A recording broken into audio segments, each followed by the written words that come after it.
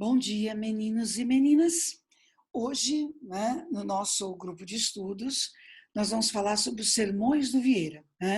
Os sermões do Vieira, que são assunto do vestibular da Unicamp deste ano. Tá? A Unicamp fez um recorte na obra do Vieira e pediu a vocês que lessem 3 sermões da quarta-feira de cinza escritos pelo Vieira. Então, é sobre isso que a gente vai conversar com vocês na aula de hoje, tá? Então, vamos lá. Vamos lá.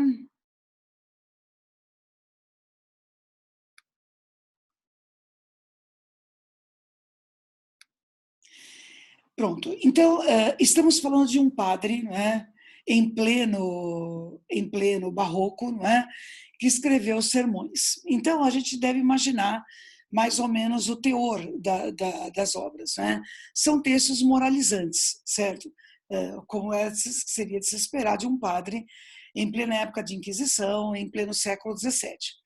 Acontece que o Vieira tem algumas particularidades, seja no estilo, na hora de escrever o sermão, seja na abordagem do conteúdo. Então, é sobre isso que nós vamos falar para vocês e até reforçar algumas coisas que a gente acredita que podem aparecer no vestibular. Primeira coisa, qual é a relação do Padre Vieira com o Barroco? A gente sabe que o Barroco é um movimento que estimula demais essa arte doutrinária. Essa coisa de dizer o que os outros têm que fazer. E isso parte principalmente de um discurso da igreja. A igreja, em plena Inquisição, ela se arvora muito mais desse direito. O padre Vieira chama a atenção porque seja o tempo que ele viveu em Portugal, seja o tempo em que ele viveu no Brasil, ele sempre foi um homem de ação. Vocês vão entender já por que é tão importante perceber o que isso significa. O Vieira não achava que as pessoas tinham que ser apenas doutrinadas, e as pessoas deveriam se fechar no lugar, rezar, rezar e rezar. As pessoas deveriam fazer. Isso explica, por exemplo, aqui no Brasil, o Vieira ter defendido, por exemplo, os índios, no sentido de escravizá-los, por exemplo. Isso explica por que ele defendeu os judeus. Isso explica, por exemplo, por que ele criticava os maus hábitos dos colonos. Olha, gente, o Vieira também não era burro, Ele conseguia fazer isso e tinha uma certa liberdade para fazer isso, porque ele era protegido do rei. A gente não pode esquecer isso, E ele funcionava até no próprio reinado de Dom João como diplomata, então ele estava sempre junto com o rei.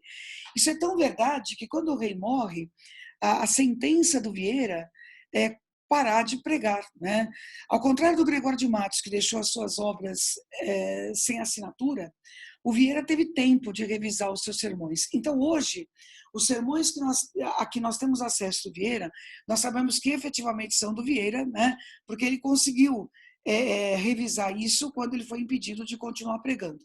Mas, seja lá como for, e é isso que importa para a gente, o tempo em que ele continuou pregando, ele procurou agir, ele procurou se colocar principalmente do lado daqueles que ele considerava desfavorecidos. Ele chegou até a criticar os padres, Os padres dominicanos são criticados no Sermão da Sexagésima, quando ele fala que eles estão muito mais preocupados em fazer do seu discurso, do seu sermão um palanque, do que efetivamente converter as pessoas. Tá? O que a gente precisa entender para entender os sermões do Vieira? Os sermões do Vieira, eles não dizem necessariamente o que acontece, eles não mostram a realidade, eles mostram como o Vieira vê essa realidade.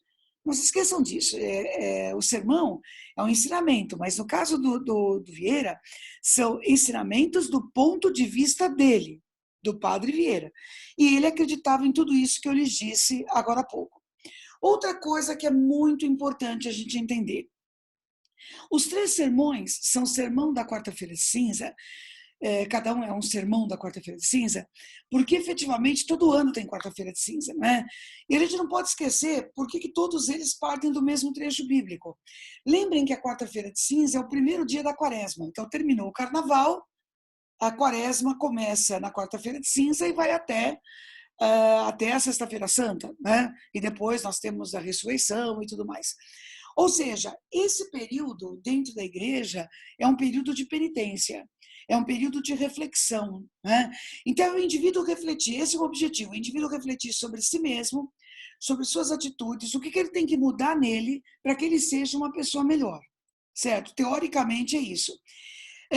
Na época, lá no século XVII, por exemplo, entre outras coisas, as pessoas deveriam fazer jejum a quaresma inteira. Então, não comer carne, não é? Muitas vezes só sair de casa para ir a procissões, se autoflagelar, não é? Para pagar seus pecados. Então, e a igreja achava tudo isso normal. Pois é, o que chama atenção nos sermões da quarta-feira de cinza é que o Vieira vai dizer para a gente que a questão não é essa. Não é isso que ele manda as pessoas fazerem. Guardem bem isso, viu? Não é isso que ele manda as pessoas fazerem. E nenhum desses sermões ele está falando para não comer carne. Nem para se enfiar num quarto, rezar, rezar, rezar, nem para se autoflagelar.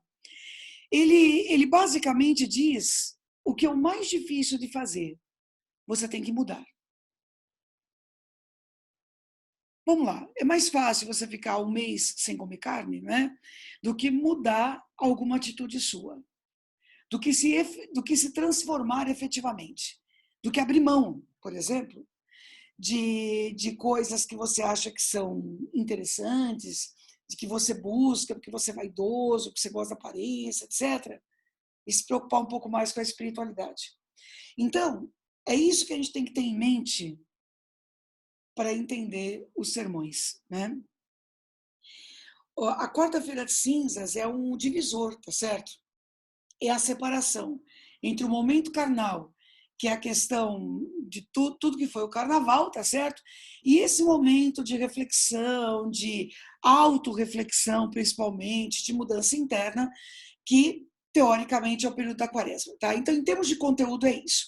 Em termos de técnica, o Vieira usa uma técnica muito específica dele, né, que a gente chama de empenho e desempenho.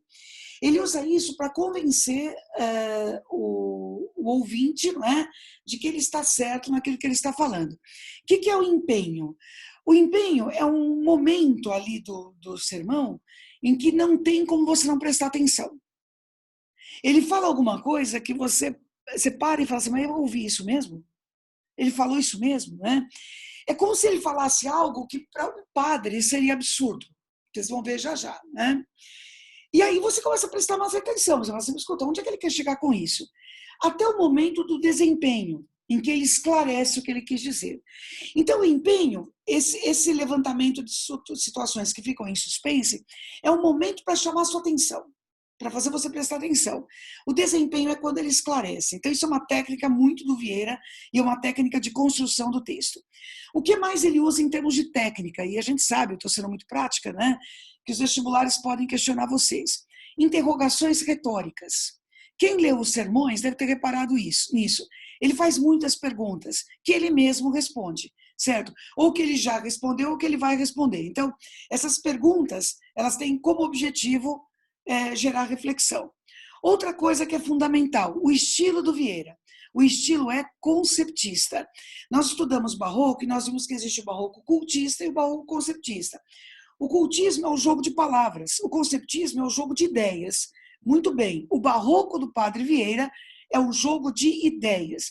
O próprio Vieira vai criticar o estilo cultista no sermão da 60ª, que é quando ele, em outras palavras, diz que esse estilo é confuso, que na verdade é uma forma de autopromoção. A pessoa rebusca a linguagem, fala e não diz nada.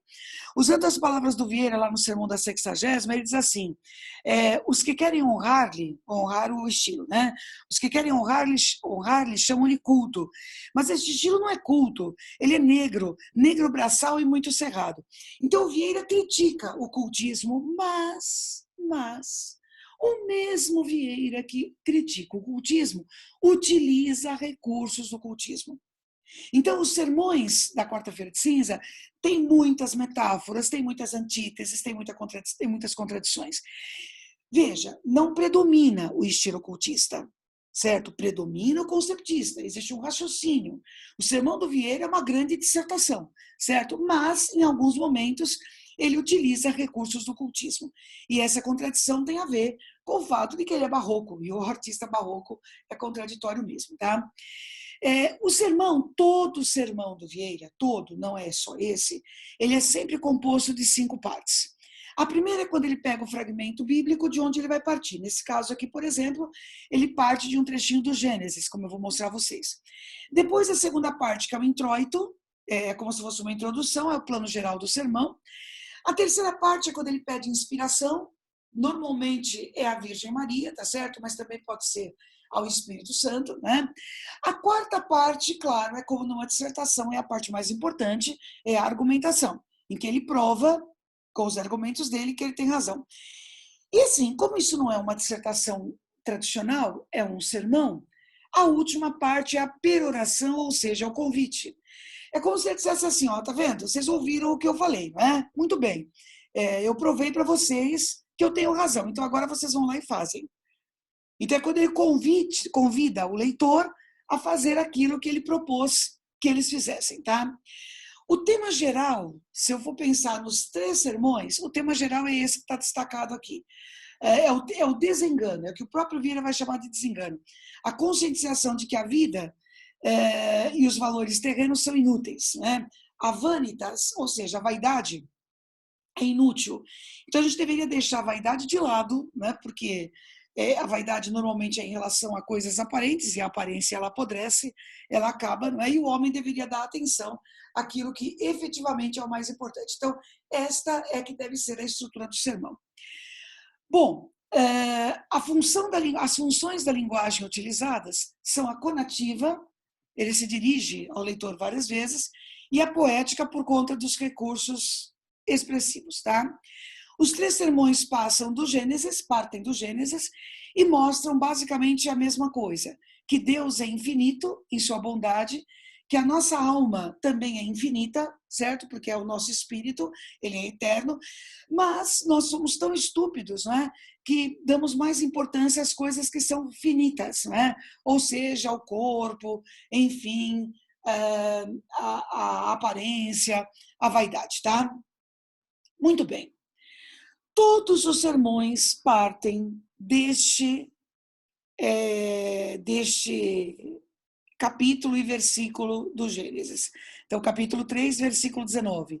Memento homo, quia pulvis es, et in pulverim reverteris. Traduzindo, lembra-te, homem, de que és pó, e em pó te haveis de converter. E em pó vos haveis de converter. Então, lembra-te, homem, de que és pó, e em pó vos haveis de converter. Então, é disso que os 3 sermões partem. O que é que os 3 sermões têm em comum, para depois a gente ver o que cada um tem de específico, tá? Essas palavras que iniciam os sermões, elas têm caráter penitencial. Por quê? Porque nós estamos no início da quaresma, que, como eu já lhes disse, é um período de penitência. Então é um jeito de dizer, ó, lembra-te, homem, de que você não é nada. Você é pó, veio dele, e a ele vai voltar. Então, se é isso, se é de lá que você veio, e se é para lá que você volta, procure dar importância às coisas que ficam. Né? É isso que basicamente o Vieira quer dizer. E o que fica é a alma. Por isso que ele tenta convencer o ouvinte a afastar-se do pecado, certo? Para isso, ele vai usar a linguagem como método. É a palavra que é o método utilizado, ele é o caminho, né? É o discurso que visa a convencer o outro, tá? Por isso que se fala em discurso persuasivo, né? E ele parte nos sermões justamente dessa sentença que Deus deu a Adão, né? E a sentença, gente, era viver. Olha que coisa curiosa. Teoricamente, Adão e Eva viviam no paraíso, estava tudo muito bem lá, até eles terem aprontado, né? Então, a partir do momento que eles aprontaram, a condenação que é dada a eles é que eles vivam nesse plano, que eles trabalhem pelo próprio sustento, que a mulher dê à luz com dor, né? Que o homem sofra para ganhar o seu do dia a dia. Para quê? Para no final o homem morrer, porque nós somos finitos. Então, veja que falar em termos de sentença sentença não é, nesse contexto, não é uma coisa positiva, é uma coisa negativa, tá certo? E então essa coisa de viver não é visto aqui como algo positivo, é algo, enfim, complicado, tá? Muito bem, com essas técnicas todas, com esse objetivo todo, o que acontece no primeiro sermão? Então, qual o enfoque do primeiro sermão, em que circunstâncias ele foi feito, né? Então, ele foi proferido em 1672 na Igreja de Santo Antônio aos Portugueses, em Roma. Foi o período, tanto esse sermão quanto o próximo, né? Eles foram proferidos em Roma, justamente na época em que o Vieira estava exilado por conta de perseguição da Inquisição. E lá, ele acabou chamando a atenção, principalmente da rainha, né, da Suécia, pela sua capacidade de linguagem, pela sua capacidade de articulação, e ele foi convidado a fazer esses sermões, e são esses sermões que vocês devem ler. Tá? Bom, esse primeiro sermão parte desse conceito, que o homem é pó e voltará a ser pó, e isso é uma verdade inquestionável. Aí, ele joga com empenho. Basicamente, ele diz assim, olha, então, a igreja diz que eu sou pó. Tá. O pó anda? Não. O pó pensa? Não. O pó fala? Não. Então, como assim a igreja quer que eu acredite que eu sou pó? Se o pó não faz nada disso, eu estou vivo. Esse é o empenho. Então, quando a gente escuta o Vieira falando algo desse jeito, a gente fala assim, mas peraí, é um padre que está falando? E esse padre está questionando a própria igreja? Como eu disse a vocês, é quando o Vieira joga aquela situação de suspense para você ficar ali pensando, né, se a igreja tem razão. Dá a impressão de que esse padre está querendo questionar a igreja. Não é isso que ele está querendo, mas a impressão que dá é essa. Outra coisa, ele diz que essa ideia de nós sermos pó é complicada de entender, porque é uma contradição nessa história. Nós somos capazes de ver o pó futuro, mas não somos capazes de ver o pó presente. Olha que coisa, né? Como ele mesmo diz, que nós vamos virar pó, nós sabemos. Olha as sepulturas. As sepulturas nos dizem pó o tempo todo. Está lá. Você não precisa ter fé para acreditar nisso. Mas acreditar que eu seja pó, sendo que eu estou vivo, que eu estou aqui caminhando, falando, pensando. Gente, vamos combinar que é difícil, não é? E isso tudo constitui um empenho. Você acha que o Vieira está questionando a igreja. Como se a igreja quisesse convencê-lo de algo que não é possível. O desempenho acontece quando ele deixa claro para nós que esse ser pó no presente não deve ser lido em sentido literal. Veja, é sentido literal no futuro. Aí sim, nós vamos virar pó mesmo, vamos apodrecer, não vai sobrar nada, não é? Mas o pó no presente, quando ele faz o desempenho, significa que nós não somos nada. Que diante da grandeza de Deus, ou diante da grandeza do Espírito que é eterno, a carne, aquilo que nós somos concretamente, não é nada. E ele vai usar uma argumentação bíblica, era de se esperar, tá certo? Ele é padre, né? E ele vai dizer que Jó e Abraão já se reconhecem assim, já se reconhecem como pó diante da grandeza de Deus. Outra coisa que de verdade é a coisa mais legal desse sermão. Ele apela para o que está no Gênesis, né? Segundo lá no Gênesis, et in pulvere reverteris. E reverteris significa não só converter, significa reverter. Gente, converter significa que eu sou uma coisa e vou virar outra, certo? Mas reverter significa voltar. Eu já era pó antes. O homem nasceu com essa natureza. Então, isso explica o voltar a ser pó. Você veio do pó, afinal, Adão teria sido feito de barro, né? E você vai voltar a ele. Então, é outro argumento que ele usa justamente para mostrar para nós, né, que nós viemos de lá. Então, reconhecer a nossa natureza como pó, inclusive em sentido figurado, não é nenhuma novidade, tá certo? Nós viemos desse pó que é levado pelo vento, como ele mesmo diz, com muita facilidade. Isso reforça a ideia de que nós somos muito pouco. A morte, pessoal, é uma certeza. Você pode ser vaidoso, você pode, sei lá, se achar o máximo, mas assim, como ele mesmo diz, os poderosos morrem, os poemas morrem, os santos morrem, certo? Então, o que você acha aí, na sua pequenez, que você vai ser diferente? Olhe para Roma. Veja, isso, gente, isso tudo aqui tem um nome, viu? É método parenético. Ou seja, o Vieira, ele vai cercando o assunto por todos os lados, para você não terminar de ler o sermão e pensar assim, e se? Não tem e se. O Vieira cerca tudo. Veja que ele usou o argumento bíblico, ele discutiu a citação do Gênesis, ele fala o que acontece no dia a dia, todo mundo morre mesmo, não é? E aí ele fala de Roma. Olhe Roma. Veja que esse sermão é proferido em Roma, né? Roma é a própria encarnação do pó, certo? Veja que até hoje, não é? Roma é uma cidade de estudos arqueológicos o tempo todo, é uma cidade histórica, não é? Então, o que você vê ali? Você vê o pó levantado e o pó caído. Você vê todos os resíduos do passado que ali estão, né? E você vê coisas que sobraram desse passado. Então, é como ele mesmo disse, né? Roma se espelha em si mesma, quer dizer, Roma é o pó. Isso tudo mostra a conclusão a que a gente precisa chegar desse sermão. Por isso está destacado aqui. O maior problema, o maior perigo não é a morte. A morte não é um perigo, gente. A morte é uma certeza. Ela vai acontecer. O problema é você morrer sem estar preparado. Já que, teoricamente, Cristo morreu para nos salvar dos nossos pecados, portanto, nos deu a chance de ressuscitar no outro plano, né? Imagine se a gente ressuscita errado. Ou seja, se você morre despreparado, você morre em pecado, e em vez de você ressuscitar no paraíso, você vai para o inferno. Lembra que é um padre que está falando isso. Aí é uma tragédia.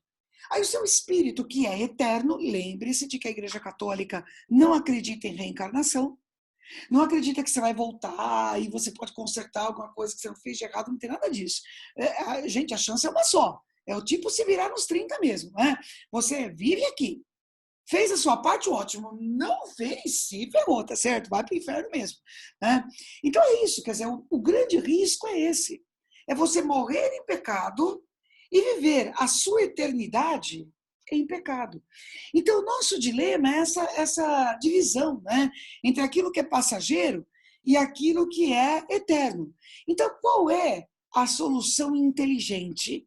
É viver para o que é eterno. Isso significa, segundo toda a argumentação do Vieira, que nós valorizemos muito mais aquilo que é eterno, cuidando do nosso espírito, não é? Do que se preocupando com coisas que vão virar pó de todo jeito. A morte é inevitável, né? Portanto, qual é a solução? Preparar-se para ela. Então, esse é o enfoque do primeiro sermão. Aí nós temos o segundo sermão. Esse sermão é de 1673, né? 15 de fevereiro, e ele foi proferido na igreja de Santo Antônio dos Portugueses, em Roma, né? Nas mesmas circunstâncias. O trecho bíblico é exatamente o mesmo, né? Mas o enfoque é um pouquinho diferente. O recorte agora é diferente, que é esse que está destacado aqui. A vida, pelas pessoas, de modo geral, é vista como alegre. A morte é vista como triste. A forma de eliminar o caráter ruim da morte é a própria vida. Gente, ele é barroco, tá certo? E se ele é barroco, essa contradição é natural, tá certo? Veja que ao falar isso, você fica pensando, como assim? Então vamos ao como assim, tá certo? O primeiro passo é tirar da morte o caráter negativo que ela tem. E esse é o nosso grande problema. Nós vemos a vida como algo muito positivo. Nossa, eu quero mais é viver mesmo. E a morte como o fim de tudo. Então, mas se a morte é o caminho nosso para a eternidade, a morte não é o fim. A morte seria o começo. E essa vida que a gente supervaloriza, né? É realmente o símbolo da finitude. Não há nada que nós vivamos nessa vida, seja o nosso corpo, seja a nossa saúde, sejam os nossos relacionamentos, sejam as coisas que nós compramos, tudo está fadado a ser de um jeito ou de outro destruído. Tudo vai acabar. E assim, o Vieira deixa nas entrelinhas aquela ideia de que nós somos muito estúpidos mesmo, né? Porque nós caracterizamos tudo isso que vai acabar e vai nos deixar na mão como algo muito bom, e aquilo que seria a abertura nossa para a eternidade, que deveria ser a coisa melhor, a gente desvaloriza. E aí vem o empenho desse sermão. Qual é a saída? Acabar com a vida antes de morrer. Veja que, como aconteceu no outro sermão, é um pedaço que deixa a gente desconfiado, né? Porque você fala assim, como assim, acabar com a vida antes de morrer? Aí você fica pensando, o que é? Morrer antes da hora. O que é morrer antes da hora? Se matar. Ô, gente, não há nenhuma religião que defenda o suicídio. Muito menos o catolicismo, tá certo? Então, um padre jamais falaria isso. Mas, quando nós lemos o sermão pela primeira vez, eu falo isso por experiência própria. Quando eu li a primeira vez, mesmo conhecendo Vieira, eu voltei um pouquinho, porque eu achei que eu perdi alguma coisa, tá certo? Mas aí você acaba se tocando, lógico, né? O Vieira está fazendo isso, né? Ele está fazendo você ficar ligado lá. Um padre jamais valorizaria o suicídio. Então, quando Vieira diz isso, que o certo é morrer antes de morrer, de novo, ele está se valendo da conotação, do sentido figurado. Ou seja, o certo é a gente dar mais importância à morte do que à vida. E não porque se vive depressivo ou se vive triste, mas é entender que a morte, ela é o caminho para nós sermos eternos. E se é o caminho para nós sermos eternos, nós devemos nos preparar para ela. E como isso acontece? Valorizando esse momento, né? Nos preparando para isso, né? E ele vai usar toda uma argumentação em relação a isso. E uma delas que chama atenção é de Sêneca. Isso é outra coisa do Vieira que é sensacional, né? Se o Vieira usasse só argumentos bíblicos, ou argumentos tirados assim da vida de santos e tudo mais, vamos combinar que é normal, é um padre, tá certo? Enfim, que tipo de argumentos ele usaria? Mas o Vieira, ele é tão bom, que ele usa argumentos fora disso. Então, ele usa filósofos, ele usa até mesmo a mitologia, enquanto conhecimento, não enquanto valorização de deuses, mas enquanto forma de manifestação de conhecimento, né? Você tem o Vieira que vai para todos os lados, ele usa todos os lados, ele trabalha com todos os lados, porque é um jeito de pensar assim, olha, se você não se convencer por isso, você se convence por aquilo, né? Então, ao mesmo tempo que ele usa a Sêneca, ele usa o Apocalipse, ele usa os Salmos, né? Então, tudo isso é para mostrar que quem morre morto, veja a situação, né? Quem morre morto tem menos dificuldade de aceitar a morte, porque já morre morto. Ou seja, já morre não supervalorizando, não é?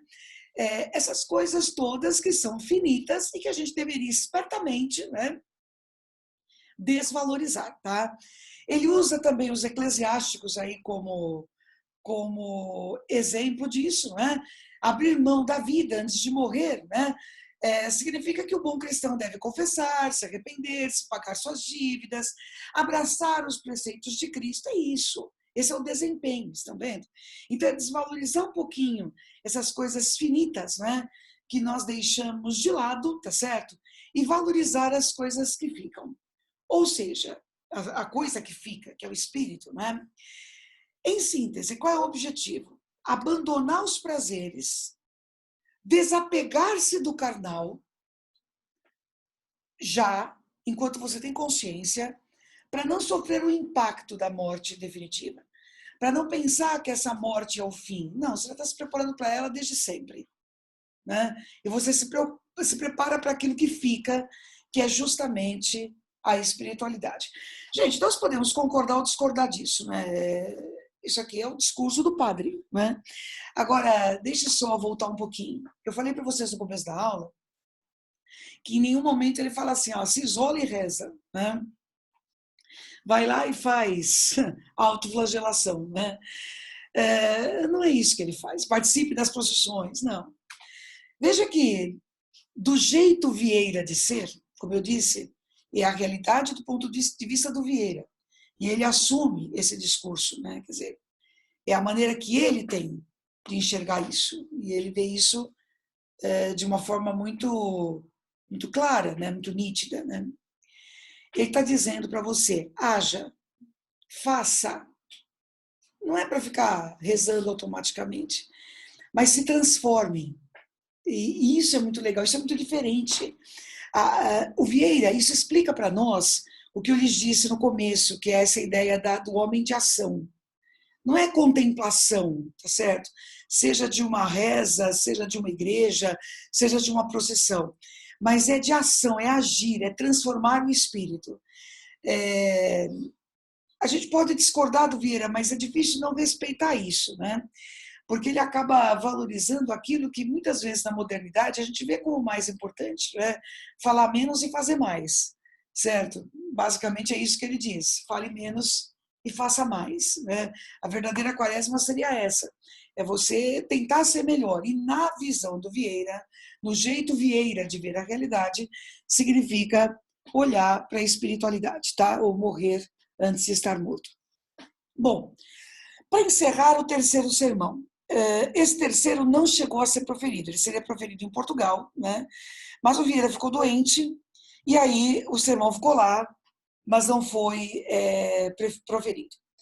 Parte novamente do mesmo fragmento do Gênesis, lembra que nós estamos naquela divisão entre o momento de iniciar a penitência e o momento carnal que terminou com o carnaval, né?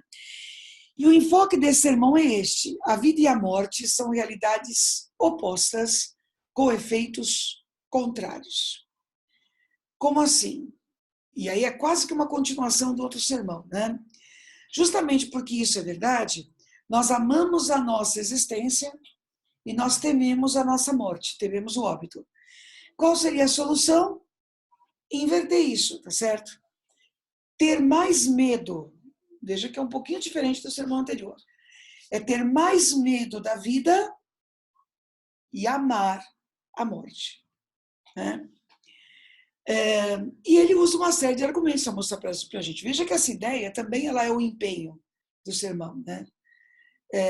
Também não é uma apologia ao suicídio, é a mesma coisa. É a gente viver de uma forma mais espiritualizada. E ele vai usar alguns argumentos para isso. Salomão, por exemplo, está buscando o Velho Testamento, né?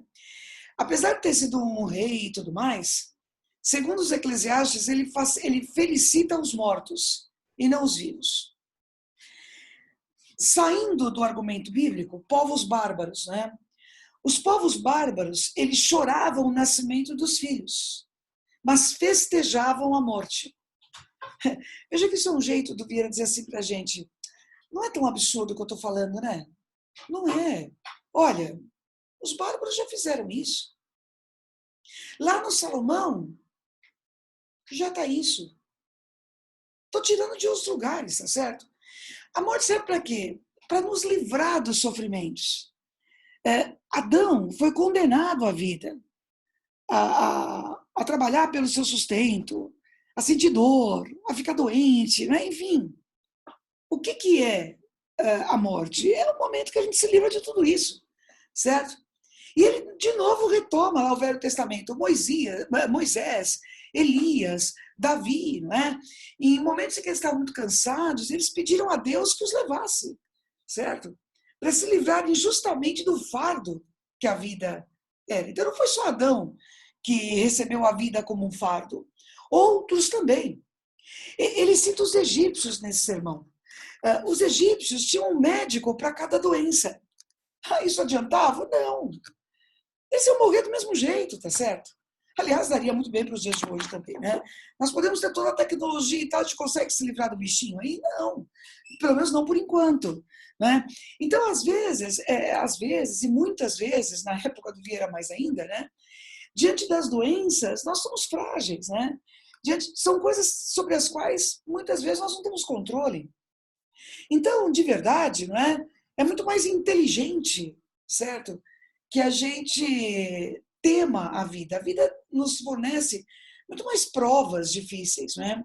A morte, ela seria um momento de nós nos livrarmos de tudo isso, de nós vermos tudo isso de uma forma mais inteligente, né? Ou de uma forma mais eterna, se a gente pensar na espiritualidade. Ele usa argumento histórico, Troia, por exemplo. Houve aqueles que sobreviveram, olha, sobreviveram de tantas circunstâncias, né? Ruins, que chegaram a desejar que estivessem mortos. Então, a ideia não é se matar, né? A ideia é viver como morto. Ou seja, deixar um pouco para lá, ou deixar muito para lá, né? Todas essas coisas passageiras, temer isso, não é? Temer essas dores que a vida nos impõe e buscar uma espiritualidade. Daí a felicidade seria viver como morto, né? Olha isso, viver como morto. Ou seja, o que ele está fazendo? Ele está retomando essa perspectiva anterior, que já apareceu nos outros sermões, que mostram para a gente que, de verdade, o jeito mais inteligente, não é que a gente tema a vida, que a gente deixa de lado a vanitas, ou seja, a vaidade, tudo aquilo que é passageiro e que às vezes é tão importante para nós, né? E passemos a valorizar a espiritualidade, cuidar, né, desse espírito que de verdade é a única coisa em nós que efetivamente é eterna. Tá certo? Gente, é isso. Eu vou disponibilizar todo esse material da aula para vocês, inclusive o material do objetivo, que tem análise dos sermões, né? Estudem, qualquer dúvida que vocês tiverem, vocês já sabem, mas temos um e-mail para nos contatar, né? professoralice@uol.com.br. Vocês conversem, né? Vocês escrevam, que eu vou ter o maior prazer de tirar qualquer dúvida de vocês, tá? Então, uma ótima semana para vocês, tudo de bom, um beijo no coração de vocês e até semana que vem.